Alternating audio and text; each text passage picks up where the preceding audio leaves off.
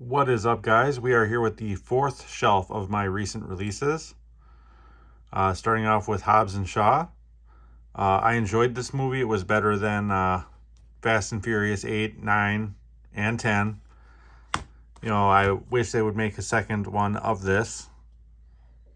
I mean, it was still a little outlandish, but not as outlandish as 8, 9, and 10 of Fast and Furious.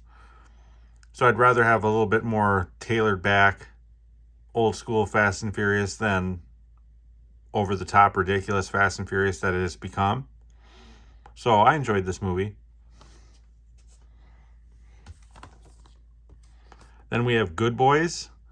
I bought this because it was R-rated comedy with kids. It's certified fresh with Rotten Tomatoes. I didn't enjoy it that much. It was kind of a letdown for me personally. I mean, comment down below what you thought of this movie.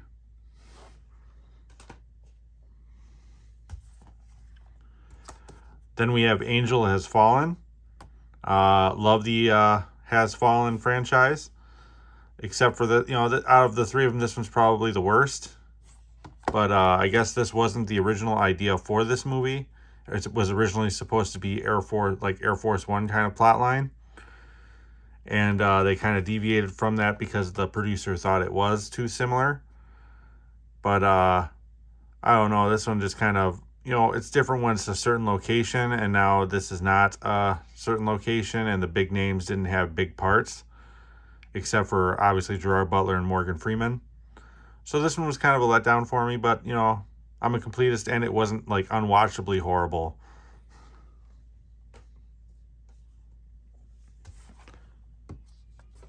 Then we have Ad Astra with Brad Pitt. I kind of had high hopes for this one as well. I got this on a Black Friday sale a few years ago. I was like, oh, interesting premise. Good cast. Boring and bizarre movie. Swing and a miss for Brad Pitt. It is what it is, I guess.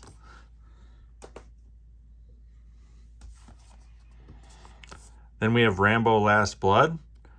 Not a bad movie, still super violent, which I'm happy Stallone kept that element of the Rambo movies prevalent in this. Didn't go PG-13 or less violent or anything. Unfortunately, the story was just a little dumb. I wish they would have ended it with the fourth one. The fourth one was absolutely perfect. I don't know what, ousted this. I think it was the start of his production company, Balboa Productions, maybe that is why he made this. But, not as good as 4.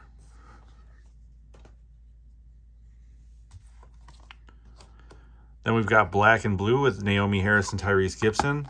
I did enjoy the story to this one. It's got a really nice cast. Interesting premise. Kind of like a throwback to those old school action movies, which I love. So worth a watch if you're into old school action right here.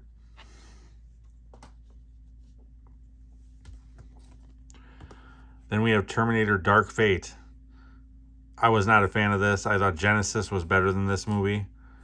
I would have rather seen a sequel to Genesis than this movie. But, I guess that's just me. It just blows up the whole timeline. As far as Skynet and all that stuff. It's not Skynet anymore. They're not Terminators anymore. It's like, so this movie's not Terminator then, okay. But yeah, it's dumb. I hated it. Hope they don't make another one.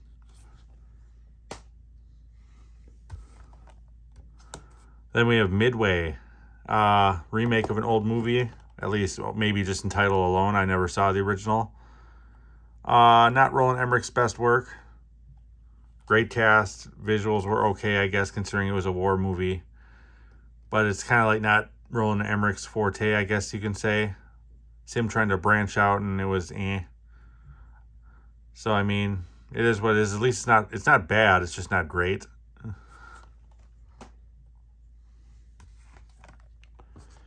Then we've got Ford versus Ferrari.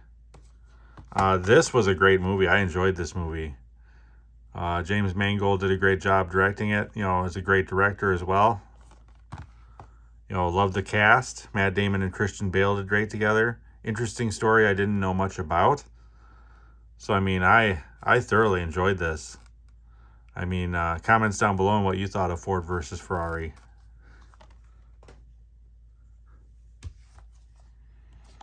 Then we've got 21 Bridges with the late Chadwick Boseman and Sienna Miller. I enjoyed this movie as well, kind of a throwback to those old school action movies as well. I mean, great soundtrack, good, nice twist as far as the storyline goes. Definitely worth checking out if you haven't seen it before.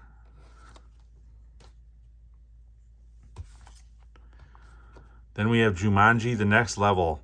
Absolutely perfect comedy movie. Excellent follow-up to the first one. I hope they make a third one.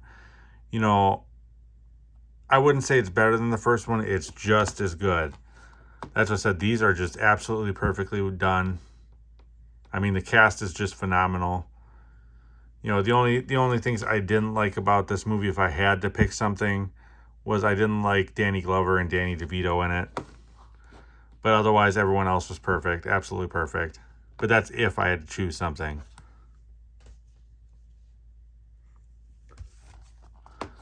Then we have Star Wars: the Rise of Skywalker. This one was a okay movie. It was, after The Force Awakens, it kind of, as far as the Skywalker saga goes, kind of went south for me. Visually, it's a great movie. I guess something happened with the director of this movie where J.J. Abrams took over again. I would have liked to have seen what that director would have done with it. But we didn't get to see that. But I did enjoy Solo and the Rogue One. I wish they would have done more of those types of movies instead of continuing the Skywalker saga, which I guess they're going to do again now by making 10, 11, and 12. That's a mistake. I think you'll start to upset some Star Wars fans. I don't even consider myself a hard Star Wars fan, and I think that's a mistake. So I can only imagine what the Star Wars community thinks of it.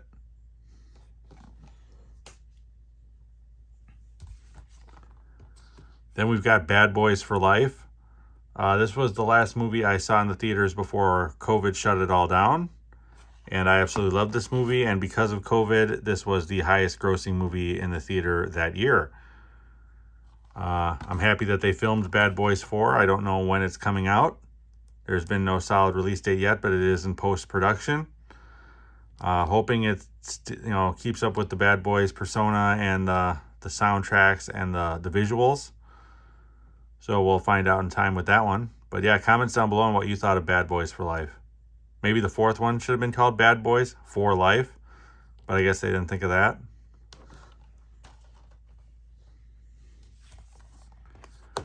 Then we've got Tenet. I saw this in the theaters, because Christopher Nolan was pushing for it to be released during COVID. And it was me, my buddy, his wife, and I think there was 2 other people in the entire theater. And that was it. But it was an amazing movie. I loved it. It's along the lines of Interstellar and Inception. You got to watch every detail. Every detail matters. Huge ensemble cast, great visuals, just an overall perfectly done movie, which Christopher Nolan is really good at doing.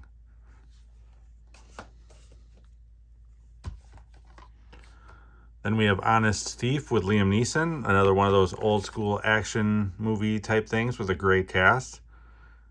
As you can see, a lot of great people in this movie. Worth checking out if you're a Liam Neeson and old school action fan for sure.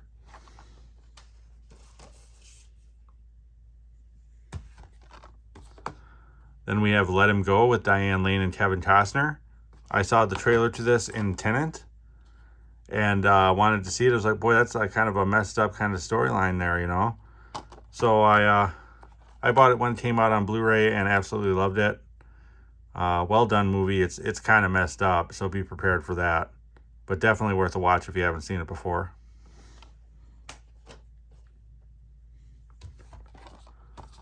Then we have Greenland with Gerard Butler. This one kind of jumped up. I'm a Gerard Butler fan, so I was going to check it out regardless. But I was not expecting this movie to be as good as it was. This was a perfect disaster movie. I hadn't seen a good disaster movie in a long time, so I was very happy that this one was as good as it was. So if you love disaster movies, you need to check this one out, 100%.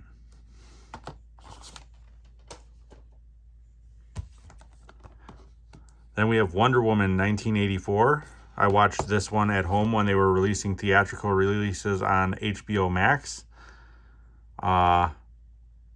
Great follow-up to Wonder Woman. This was probably one of the only properties, beyond Aquaman, that was watchable in the DC universe. So, I mean, I wish they would have, whoever was running this, Patty Jenkins, probably should have been running the entire DC universe, but of course they didn't think of that. So, there goes that.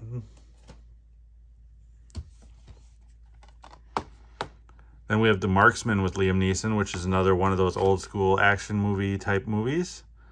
Not as well known of a cast. More cheaply done, but very, very well done. Worth checking out. Great story if you haven't seen it before.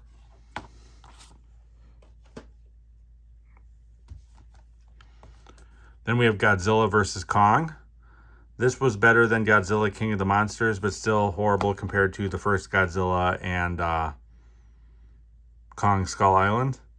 It lost touch with what those movies were and kind of went to an over-to-the-top spectacle, tentpole-ish type thing that the studios are looking for to make the big bucks quick.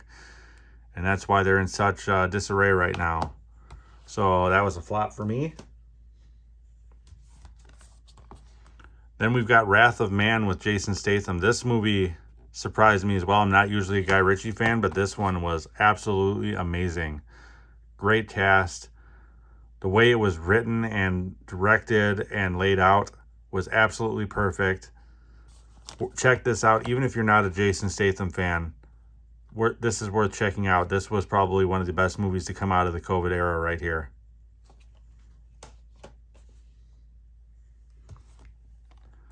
Then we have Spiral from the Book of Saw. Not as good as the other Saw movies, in my opinion. Bigger names than a Saw movie is used to, and that's about it, with Chris Rock and Samuel L. Jackson. But yeah, I would not consider this to be a Saw movie, but it is what it is.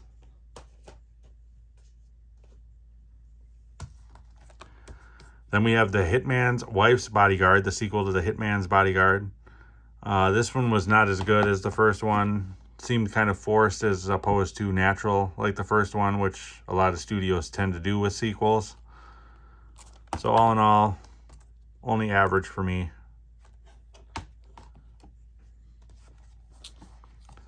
Then we have Fast and Furious 9, The Fast Saga. Way too over the top. I thought 8 was over the top. This is even more over the top. More outlandish and ridiculous. John Cena's in this one. He doesn't do that great.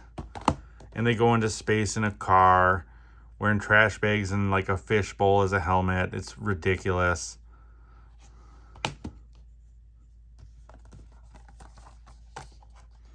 Then we have Black Widow, which was the first Marvel movie released after COVID struck.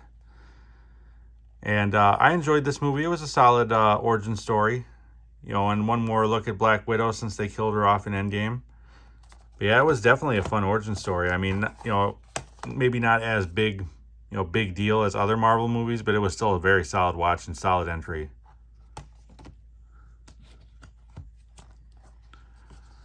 Then we have Snake Eyes, G.I. Joe Origins. I enjoyed this movie. It was very well done. The action looked great. The cast was great. I guess it did not good in the theaters. Maybe G.I. Joe and Transformers is a thing of the past, and maybe people don't want to see these huge tentpole movie franchises anymore. Maybe they want to see original, lower budget. You don't need to break the bank every time a movie comes out type of movies. Then lastly, we have Jungle Cruise with Dwayne Johnson and Emily Blunt. I had high hopes for this. It was supposed to be the next Pirates of the Caribbean, and it wasn't. It's a fun family movie, but again, the budget far surpassed what it needed to be. So, none of that's really The Rock's fault, and the box office was still kind of struggling after COVID, and this couldn't lift it out. But that'll do it for this shelf. If you like content like this, please like and subscribe. Your support is much appreciated. I'm also over on Letterboxd. The link to that is over in the channel profile of this channel. Otherwise, until next time, guys.